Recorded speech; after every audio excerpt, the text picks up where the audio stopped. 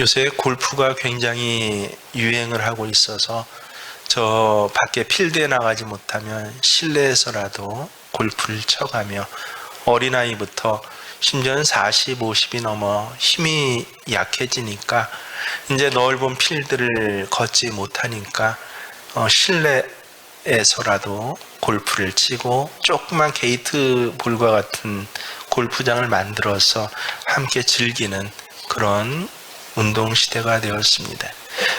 근데 요새가 아니라 일찍이 골프에 입문을 해서 프로골프가 되었는데, 근데 40이 넘도록 한 번도 우승을 해보지 못한 한 비운의 선수가 있었습니다. 어느 날 그래도 포기하지 않고 끝까지 노력을 했더니, 아니 이게 웬일입니까? 메이저 대회급의 우승을 바로 앞두고 한타 18홀 한타를 남겨놓은 채 이제 1위를 하고 있었던 그런 선수가 있었습니다.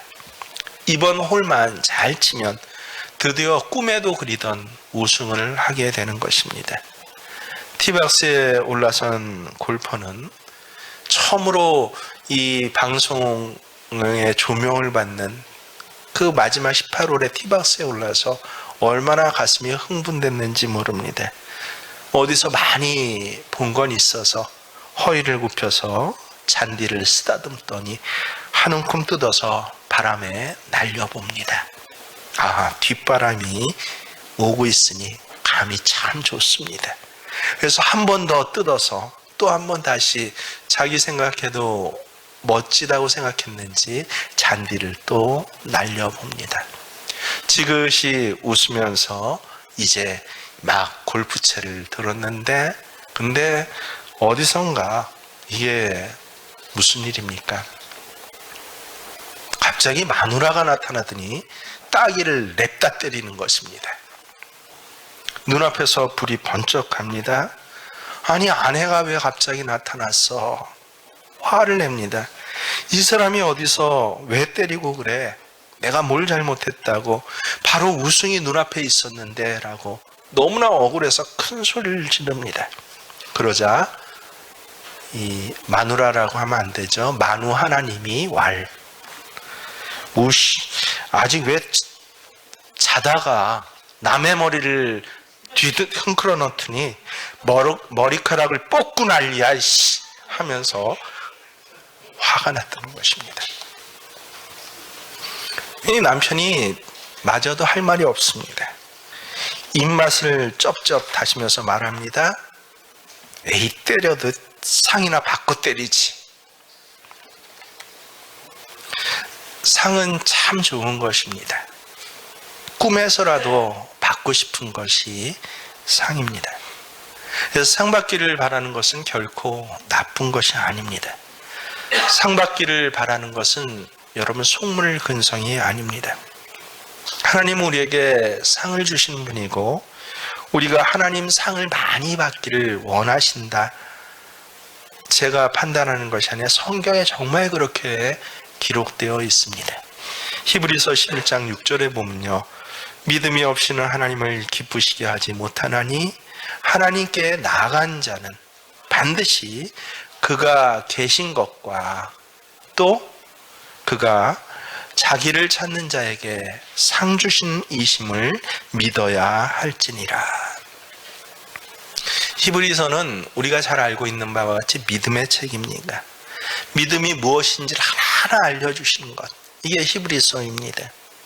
그 히브리서에 나오는 모든 믿음, 저 아브라함으로부터 시작된 그 모든 믿음은 보이는 것의 실상이요 보이지 않는 것의 증거다. 아브라함이 어떻게 믿었고 어떻게 믿었고 심지어는 아브라함 이전에 누구예요? 이 노아와 세 세대에서도 쭉 나옵니다. 이 믿음의 책, 성경에 나오는 모든 이 믿음을 히브리서는 두 가지로 구분을 합니다. 그 많은 믿음이 구분해 봤더니 사실은 첫째는 무엇이라고요? 하나님이 살아서 오늘 나와 함께 역사하신다라는 것을 믿는 믿음이더라.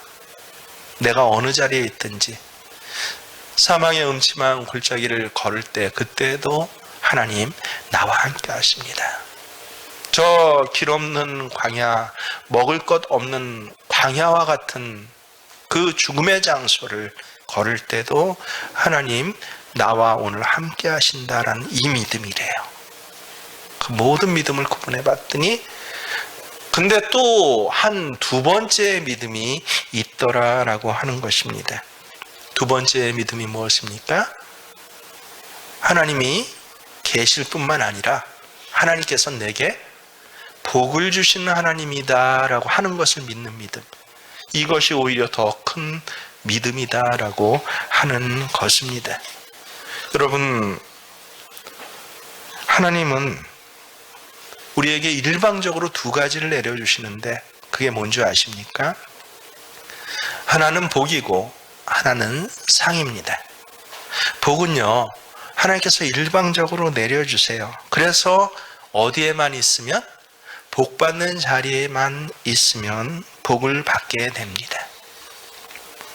그래서 복 있는 사람은 악인의 꾀를 따르지 아니하며 어디 자리에 없음인데요, 오만한 자의 자리에 앉지 아니함입니다. 괴율한 자리에 있지 아니하고 예배의 자리, 기도의 자리에 있을 때 그때 내려주시는 거죠. 그래서 지금 여러분은 안 보이시지만 제 눈엔 실제 보입니다. 하나님의 복이 마구 내려지고 있습니다. 왜요? 예배의 자리는 복 받는 자리이기 때문에 그렇습니다. 그래서 하나님이 주시는 가장 큰 은혜 두 가지, 그 첫 번째 복은요, 자리에만 앉아 있으면 받게 됩니다. 근데 두 번째 은혜가 있는데 그게 뭐냐면 상입니다. 상은 자리에 있다고 받는 것이 아닙니다. 어떤 사람에게 상을 주십니까? 잘하는 사람에게 상을 주십니다. 오늘 말씀 고린도전서 9장 25절에도요, 하나님께서 상을 주시는데 어떻게 주신다고요? 이기기를 다투는 자마다 모든 일에 절제하나니 그들은 썩을 승자의 관, 이게 가짜 상이에요. 썩을 상, 가짜 상을 얻고자 하되 우리는 썩지 아니할 것, 진짜 상을 얻고자 하노라. 이 세상에는 상도 가짜 상이 있고 진짜 상이 있습니다. 세상의 가짜 상은 드러나지 않으면 대충 넘어갈 수 있습니다. 또 우스갯거리로 그렇게 사람들한테 회자되다 잊혀질 수도 있습니다. 근데 하나님 앞에서는요, 진짜 상과 가짜 상이 아주 명확합니다. 잊혀지거나 희석되지 않습니다. 가짜 상을 받는 사람은 다 썩어가요. 육신의 법칙을 따릅니다. 육신의 법칙이 뭐예요? 후패해져 가는 것이, 꼭 기억하십시오. 그 낭낭 18세 잘 기억하십시오. 저는 성경을 배우면서 얼마나 깜짝 놀랐는지, 도대체 우리 조상들이 어디서 깨닫고 이 낭낭 18세, 청춘 18세라고 했을까? 이 낭낭 18세라는 말은 조선시대부터 있었던 말이거든요.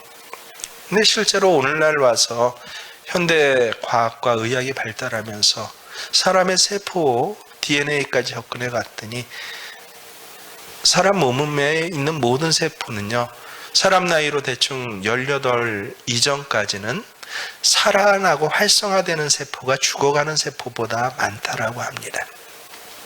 근데 18이 넘어가면요, 이 겉으로는 더 피부가 탱탱해지고 키가 크고 많이 자라고 성숙해진 것 같아도 의학적으로는요, 18이 넘어가면 살아나는 세포보다 죽어가는 세포가 훨씬 더 많아진대요. 그래서 18세였구나. 얼마나 깜짝 놀랐는지 몰라요. 하나님도 그렇게 말씀하셨습니다. 소년이라도 넘어지고 엎어지는 그때부터, 육신의 법칙은 언제까지요? 후패해져 가는 것으로.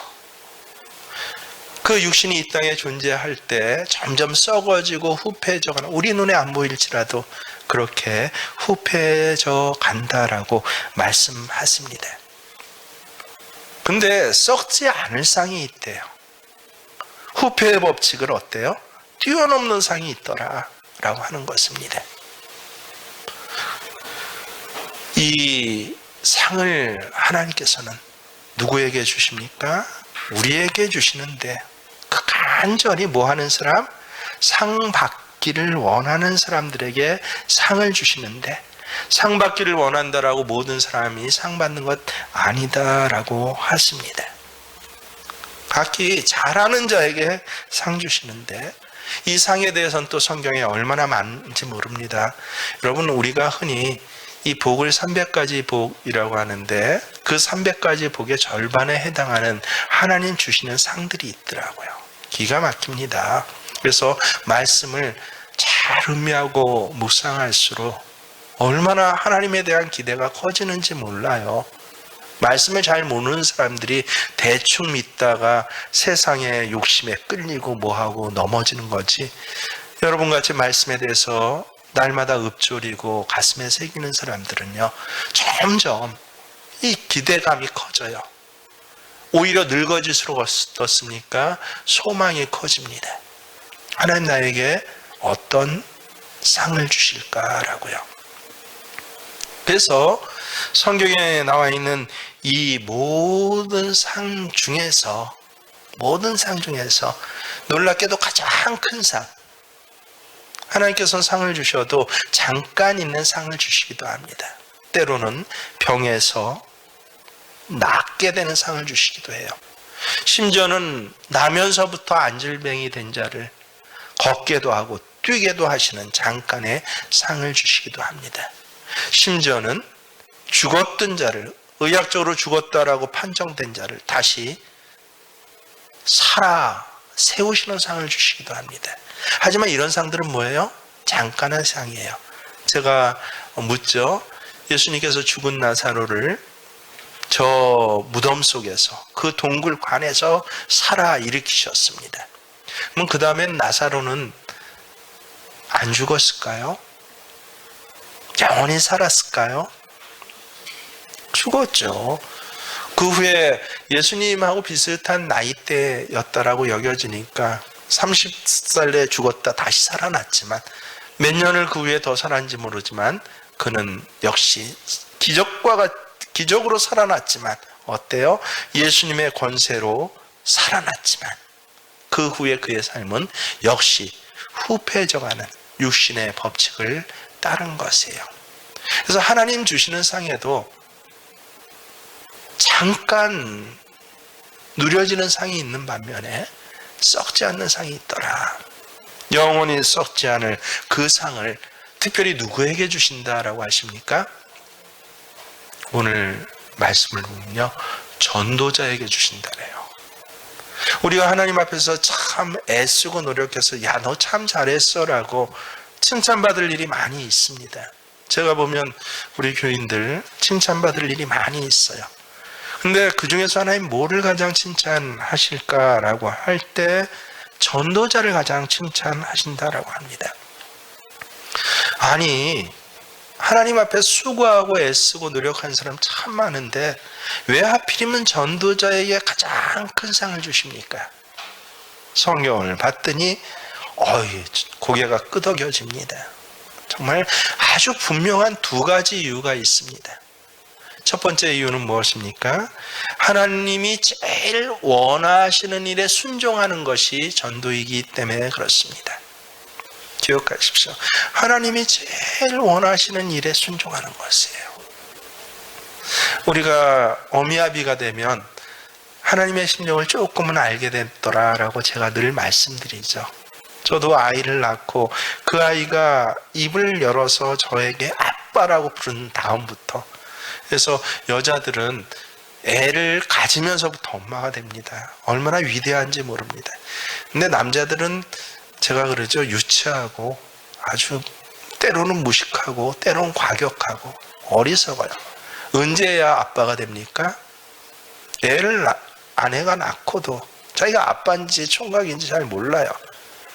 근데 저 같은 경우 보니까 그 첫 아이가 어느 날 맘마 매일 엄마만 하다가 잘못 낳았는지 모르지만 저를 보고 아빠라고 했을 때 그때 제가 알았어요. 아, 나는 아빠구나. 그래서 이 부모가 되면은 하나님의 심정을 그다음부터는 좀 알게 되는데, 그래서 엄마 아빠가 되고도 하나님 심정을 잘 모르면 참 고민이에요. 도대체 어떻게 해야 될까? 이 하나님의 심정, 부모가 돼서 여러분, 자녀가 언제 가장 귀합니까? 집안이 어려워지니까 12살 아이가 학교 그만두고 신문 배달이라도 해서 나 집안일 도울래요. 아유, 얼마나 기특해요. 참 기특하죠. 배달하면 얼마 버니? 라고 했더니 한 80만 원 한 달에 준대요. 때로는 치킨집이나 우리 제 섬겼던 청년들의 참 많거든요. 서울에 있을 때니까 한 20여 년 전이죠. 그때 막 청년들이 찾던 장소가 피자헛 그 배달 라이더예요. 거기 피자헛 배달 라이더가 특별히 대우를 많이 해줬대요. 티켓도 많이 주고 해서 무료 시음권이나 줘서 친구들에게 그거 한 장씩 주면 굉장히 자랑스러워했는데, 근데 대학생이 집안이 가난하다고 매일 그 라이더 하면서 내가 좀 살림살이 보태겠다고, 참 귀한 생각이고 예쁜 생각인데, 여러분 부모 입장에서는 어떻습니까? 그것을 좋아할까요? 기특하고 한편으로는 자랑스럽지만, 아니요, 가장 좋은 것이 무엇입니까? 바로 그것을 자식을 키워본 사람은 알아요. 그래서 하나님의 마음을 알아요. 우리가 일주일 내내 교회 와서 예배 드리고 새벽에 기도합니다. 하나님을 위해서 이 봉사 저 봉사 많이 하기도 하고요. 때로 내 것 귀한 것들을, 물질을 내어놓고 시간을 내어놓아서, 그래서 세상 사람이 보기에도 야, 저 사람 참 귀한 사람이다 라고 인정해주는 그런 삶을 산다고 할 때, 근데 하나님 보시기엔 뭐가 가장 귀하더라? 전도하는 자. 왜? 그것이 하나님 가장 원하시는 일이기 때문이다 라고 하는 것입니다. 하나님께서 가장 원하시는 일은, 그래서 심지어 하나님 아들을 이 땅에 보내셔 저 십자가에서 못 박혀 죽게 하실 정도로 원하시는 일들은 죄인 하나가 하나님을 알게 되고 하나님 앞에 돌아오는 일입니다. 이것이 하나님이 최대의 관심사세요. 하나님은 관심 참 많으신 분이에요. 심지어는 우리 머리털럭 하나까지 세신다고 하십니다.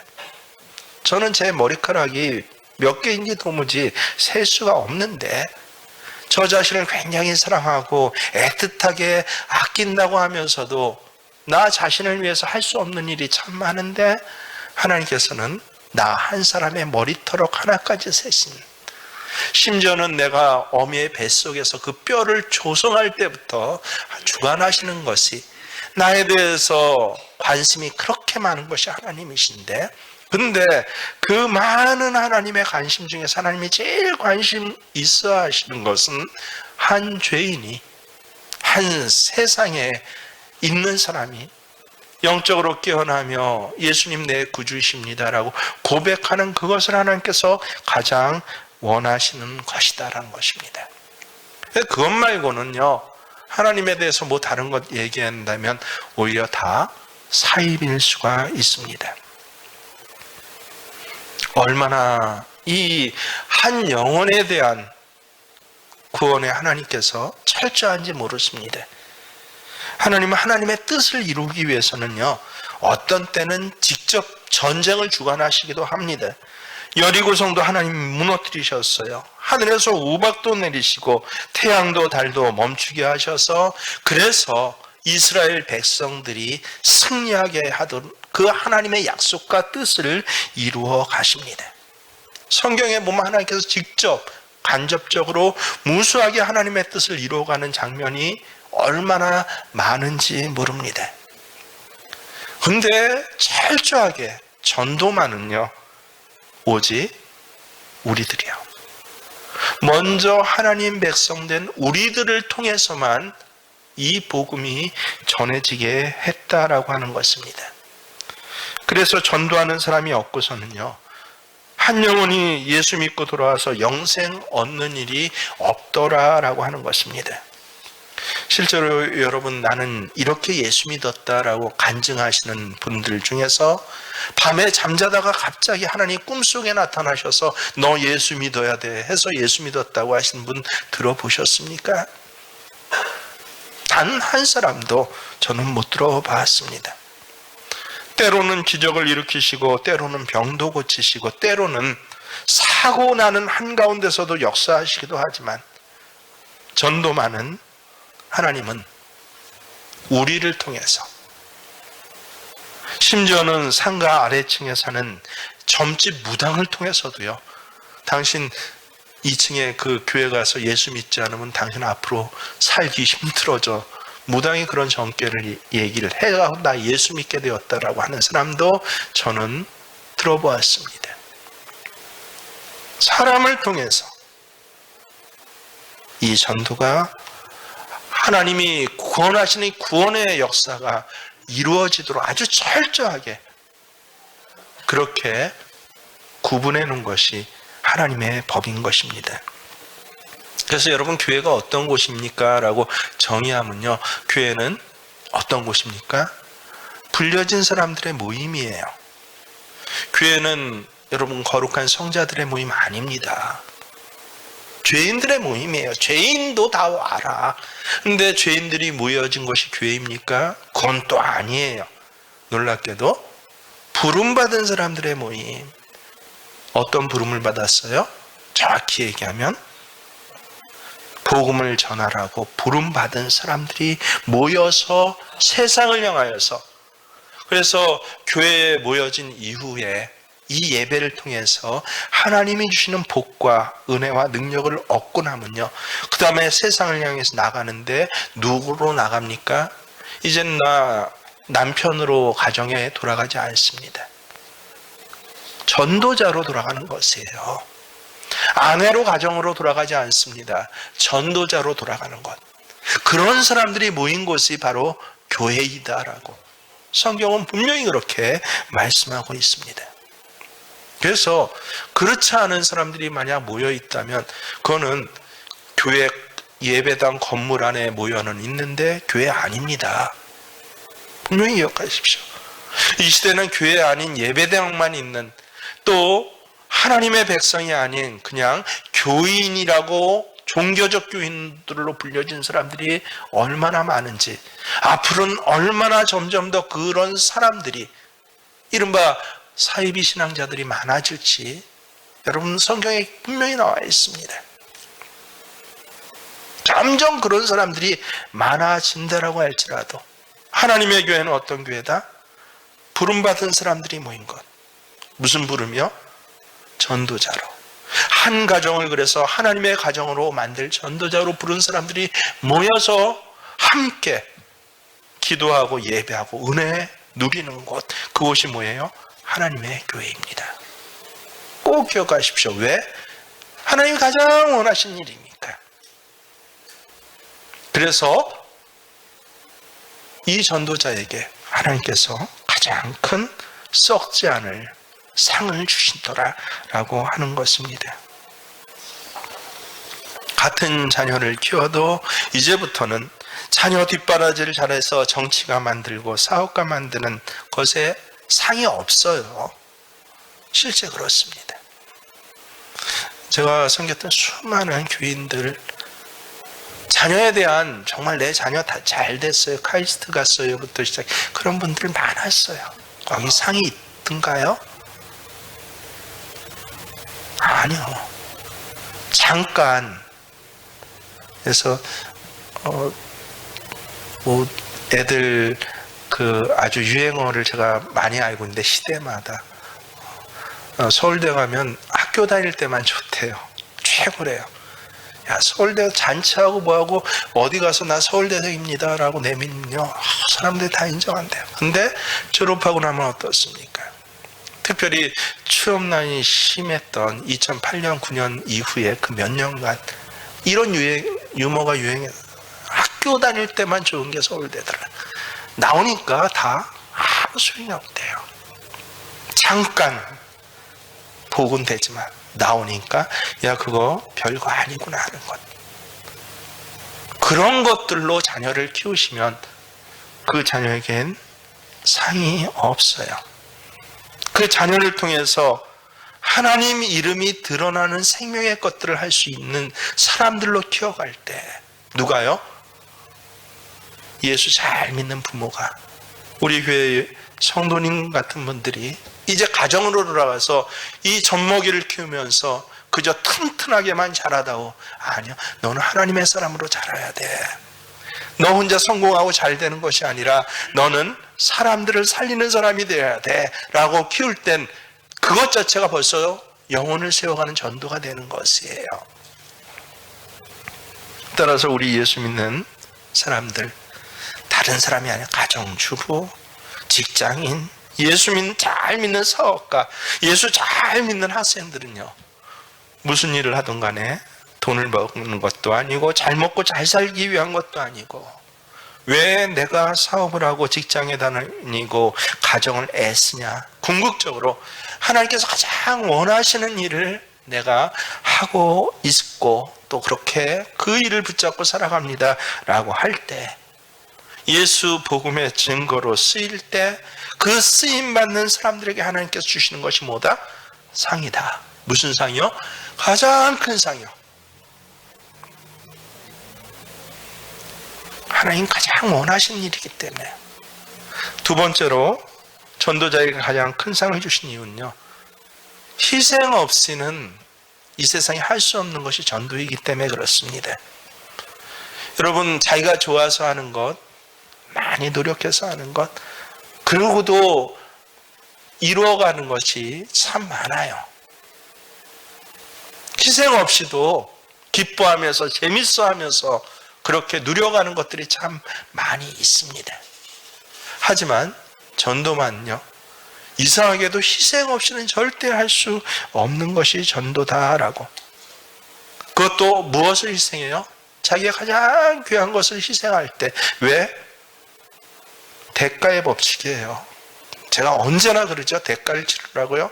한 영혼의 생명의 대가는 온 우주 천하보다 더 중요하다라고 하나님께서 그러셨어요.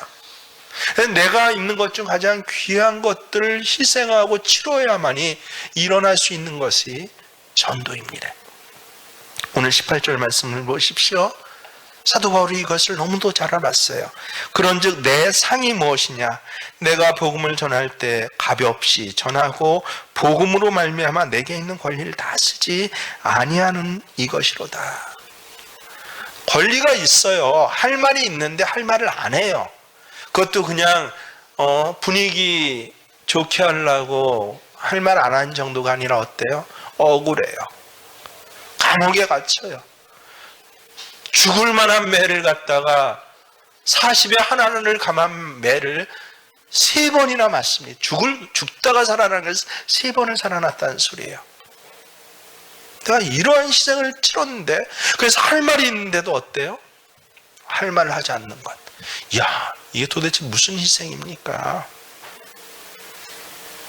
아내가 남편에게 할 말 참 많죠. 제 아내도 저한테 할 말이 참 많을 것인데, 내가 당신 만나서 어때요? 기쁘고 행복하려고 만났는데 내 인생이 이렇게 복잡해지고 이렇게 힘들어졌어. 보통 아내들은 그런 할 말들을 하며 살아가잖아요. 근데 놀랍게도 한 남편의 영혼을 바라보면서 하나님이 남편의 영혼을 불쌍히 여겨주세요 할 때, 권리가 있고 할 말이 있는데도 그것을 안 해요. 그게 바로 가장 귀한 가치를 치르는 것 아니겠습니까? 그런 희생이 없이 한 영혼이 구원받을까요? 아니요. 여러분, 내가 저 사람 초대해서 당신 교회 한번 나와봐 해서 예수 믿게 됐다라고 해요. 내가 정말 한번 초대해서 예수 믿게 되었을까요? 그 사람이요? 아니요. 내가 초대한 거는 1000번째 초대한 거예요.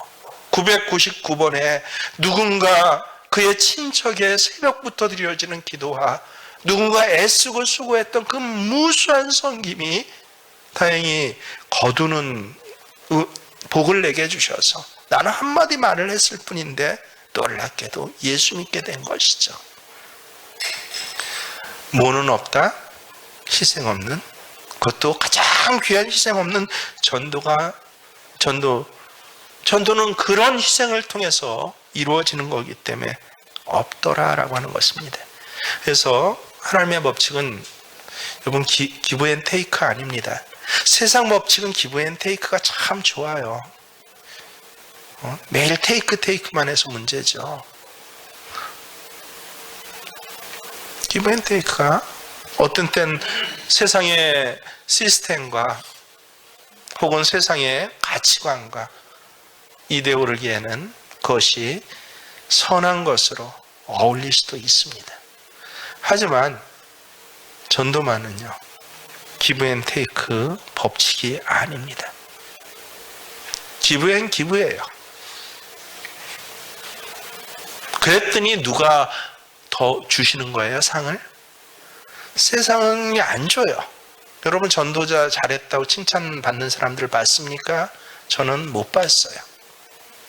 세상에서 학생이 공부 잘하면 학생은 당연히 공부 잘해야죠. 근데 되게 칭찬하더라고요.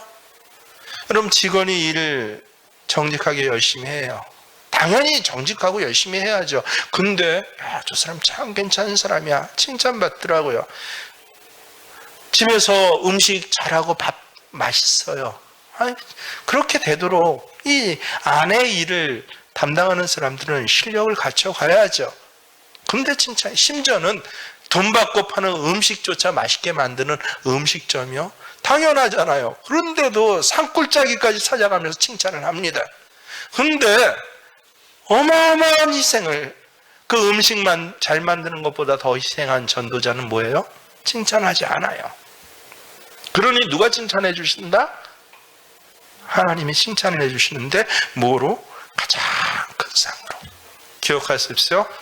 전도는 두 가지 이유입니다. 첫째는 하나님이 가장 원하시는 일. 두 번째는 가장 큰 희생에, 그래서 하나님께서는 그 희생이 세상이 응답해 주지 않으니 하나님께서 응답해 주시는 것이 전도자에게 주시는 상인 것입니다. 2500년 전 올림픽 할 때 우승한 사람에게는 월계관을 씌워주었습니다. 하지만 그 월계관은요, 2, 3일만 지나면 시들어 버립니다. 이 세상의 모든 메달, 이 세상의 모든 영광, 이 세상의 모든 것들은요, 눈에 보이는 것들은 때가 되면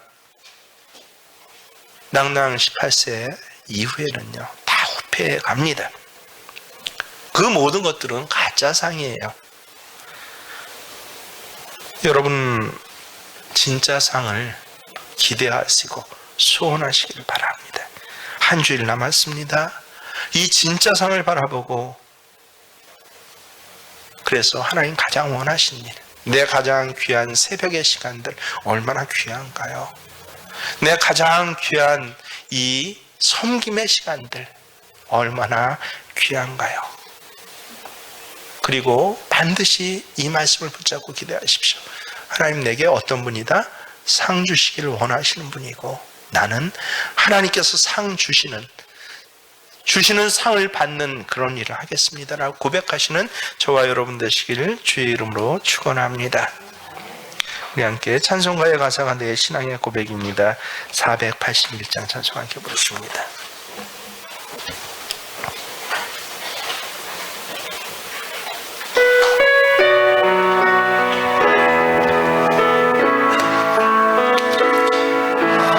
하나님의 사랑을 사모하는 자, 하나님의 평안을 바라보는 자, 너의 모든 것 창조하신 우리 주님이 너를 얼마나 사랑하시는지 하나님께 찬양과 경배하는 하나님의 선하심을 닮아가는 자 너의 모든 것 창조하신 우리 주님이 너를 잘 삼으셨네. 아멘. 하나님 사랑의 눈으로 너를 어느 때나 바라보시고 하나님 인자한 귀로서 언제나 너에게 기울이시니 어두움에 밝은 빛을 비춰주시고 너의 작은 신음에도 응답하시니 너는 어느 곳에 있든지 주를 말하고 주만 바라보지. 하나님 사랑의 눈으로 하나님 사랑의 눈으로 너를 어느 때나 바라보시고 하나님 인자한 귀로서 언제나 너에게 기울이시니 어두움에 밝은 빛을 비춰주시고 너의 작은 신음에도 응답하시니 너는 어느 곳에 있든지 주를 바라고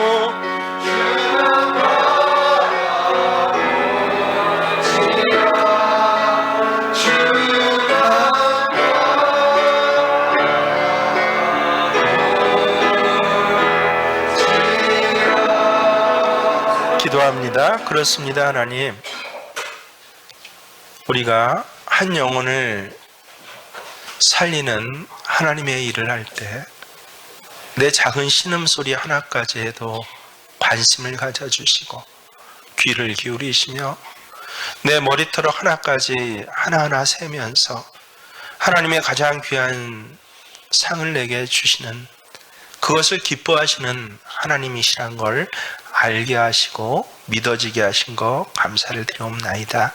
하나님, 이 땅 살아갈 때 가짜를 위해서 가짜를 바라보며 눈에 보이는 잠깐 이제 2, 3일 후면 2, 3년 후는 더 나아가도 10년 후면 건물 10년에 그 쓰러져갈 가짜의 것들을 붙잡고 살아가지 아니하도록 주께서 인도하여 주시옵시고 하나님께서 주시는 영원한 상, 썩지 아니할 상, 가장 큰 상을 바라보며 내 시간들을 하나하나 또 내게 주신 모든 은사와 가치들을 하나님 앞에 그렇게 쓰임받는 하늘의 사람들 되게 하여 주시옵소서. 오히려 젊은 날들보다 오히려 장성하여서 오히려 나이가 늙어서 하나님 앞에 주를 위해서 살아드릴 일이 이제 내게 얼마 남지 않았습니다라고 고백하게 하셔서 더 민첩하게 하시고 더 절실하게 하시고 더 충성하게 하여 주셔서 다윗과 같이 하나님 오히려 나이 많이 들어서 하늘의 권세를 덧입는 은혜의 삶을 신앙의 후배들에게 참으로 귀한 모범되는 삶을 살아가는 저희 되게 하여 주시옵소서. 이제는 우리 주 예수 그리스도의 은혜와 하나님 우리 아버지 사랑의 그 귀한 사랑과 성령의 함께 하시고 능력 주시고 상 주시는 교통하심이 모든 생명교회 예배자들에게 하나님 사랑하시는 전도자들에게 있어지기를 간절히 축원하옵나이다.